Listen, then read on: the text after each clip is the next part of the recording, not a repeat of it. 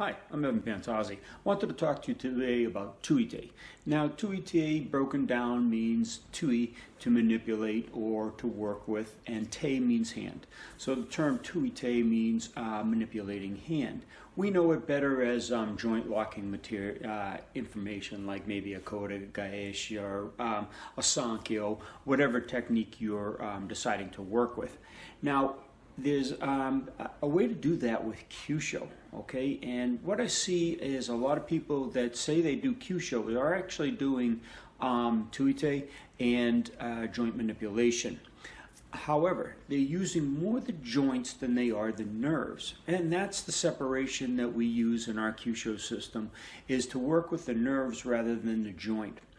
For example, for a Sankyo, okay, if you're using Sankyo and just twisting the joint, well, again, that's a joint, and you're working against the ligaments, the tendons, you're compressing the tissues. Yes, you're catching a little nerve in there, but it's more the twisting of the joint and the twisting of the structures of the joint that are causing the pain and causing people to dysfunction or be in a weakened position because of the pain. Now, when you do this with Kyusho, you do it a little bit differently. You don't attack the joint per se, you're attacking the nerve.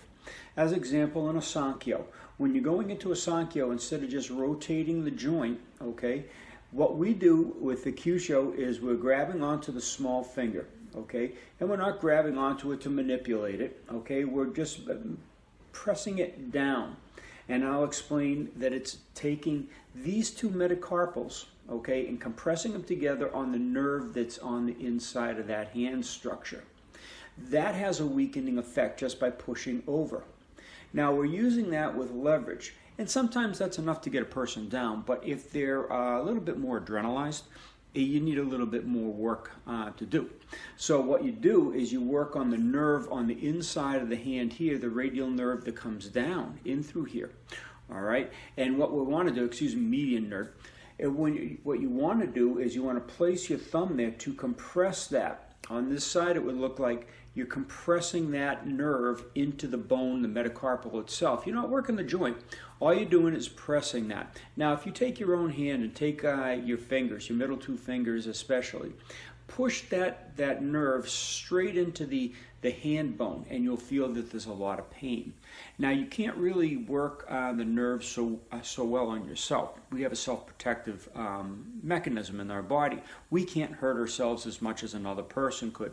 So if they're placing pressure, another person's placing pressure on that nerve, you're going to feel that a lot more. It can have a burning sensation. It can have a debilitating effect.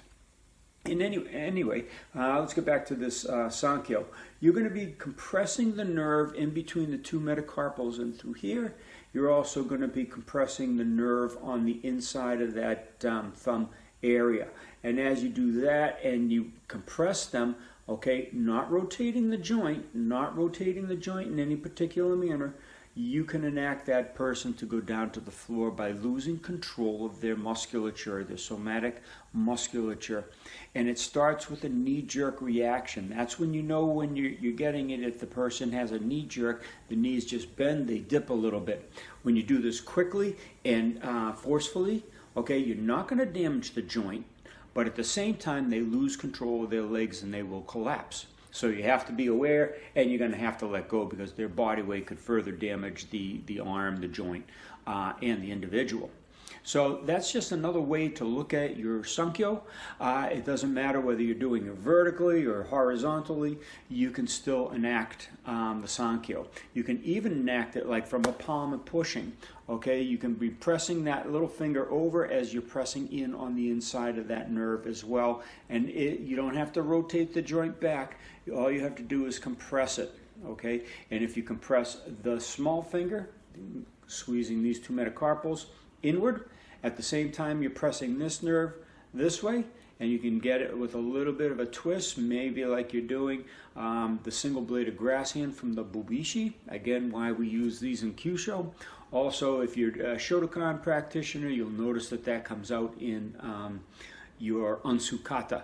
Okay, those downward actions. That could actually be that twisting action. That twisting action to get the person down. That could be a tuite. It doesn't have to be a striking action with the fingertip that most practitioners believe it is. All right. So again, when you're doing these movements, okay, and you're doing the Sankyo, again, compress the little finger over past the ring finger. Compress the nerve on the inside of the web of the thumb and the forefinger. You compress those two, and you should get your neurological dysfunction. Thanks for watching. The next tuite that we're going to be moving into is a movement called Sankyo. Okay, Sankyo is where you have the person's hand or wrist twisted. Okay, this is typically to damage the joint by twisting the joint out of place. Now, again, on a much larger individual, this could cause me problems because of the strength factor. Also, on a smaller size individual, my hands might not be big enough to grab the whole hand. What I want to be able to do is hook onto the small finger.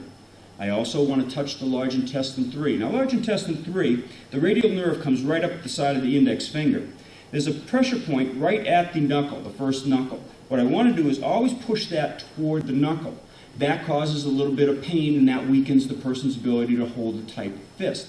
So if I'm in this position, he doesn't grab my hand, working it in and catch my fingers by mistake. By working on this large intestine 3, it actually opens the hand so I have control. Now on this one, I'm going to take the pinky and I'm going to slide the pinky across to the index finger. What happens is that triple warmer 3 that we mentioned earlier in the video, that becomes squeezed between the two metacarpals. So as I just merely touch the 2 points and push, you can see there's a body weakening. Okay, there's also intense pain with this. So as I slipped into this motion, I'm not going to twist the wrist, I'm just going to pull onto the finger. Now here's another fun, interesting exercise to do. Energy again moves up the arm in an attempt to get out to the floor to ground. If I merely touch the back of the elbow here, you'll see a lot more dysfunction. Okay? Now, several ways we can go about using this. Okay? If the person comes in with a punch and I parried this, I could just feed this right in. Okay? This is one method of getting to it. Another method might be just switching right around and turning in. Or if he's got me into what's called a guillotine, okay, into this position, I loosen the leg, I can slide right out, affecting the lock. Okay, so there's several different ways you can go about doing this. Even on the ground, you can work your tuite. So once again, this maneuver is, as the punch comes in, maybe I parried the punch, I lock onto those wrist points that we mentioned earlier to open that hand once again. I reach right in. Now, at this point, he might be thinking that he can punch or kick me on the other side, but it's highly unlikely since I've got full body function over him or dysfunction, okay? As he sinks into the motion, he cannot even kick at me, okay? Stand up straight. Okay, if he went to do a side kick, say, into my knee with this, okay? As all I have to do is twist this, as his weight goes down or he comes up onto his toes, he's unable to kick. So once again, the parry, twist those hand points to get him up, and then lock or switch him down. Okay?